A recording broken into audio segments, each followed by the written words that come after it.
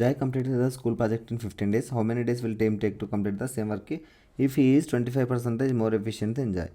ఇక్కడ మనకు ఇద్దరు పర్సన్స్ ఉన్నారు. ఎవరెవరు ఉన్నారు? జాయ్ అనే పర్సన్ ఉన్నాడు, టీమ్ అనే పర్సన్ ఉన్నాడు. ఇక్కడ వాళ్ళ ఎఫిషియన్సీ ఇచ్చాడు, టైం ఇచ్చాడు. ఎఫిషియన్సీ ఎంత?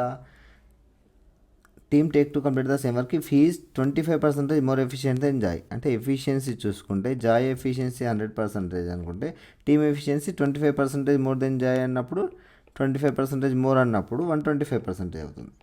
మనకు efficient is inversely proportional to the days. Efficiency is inversely proportional to the days కాబట్టి నెంబర్ ఆఫ్ డేస్ ఎంత పడుతుంది? డేస్ విల్ బి ద 125:100 అవుతుంది. మన రేషియో ఎప్పుడైనా కూడా లిస్ట్ నెంబర్స్ తీసుకోవాలి కాబట్టి 25 5 జా 25 4 జా. ఇక్కడ నెంబర్ ఆఫ్ డేస్ ఇచ్చాడు. Joy complete the school project in 15 days అన్నాడు. జాయ్ ఎన్ని రోజులలో చేస్తాడు? 15 daysలో చేస్తాను అన్నాడు. 5 parts 15 days అయినప్పుడు 4 parts ఎంత అవుతుంది? 4 × 3 విల్ బి ద 12 days.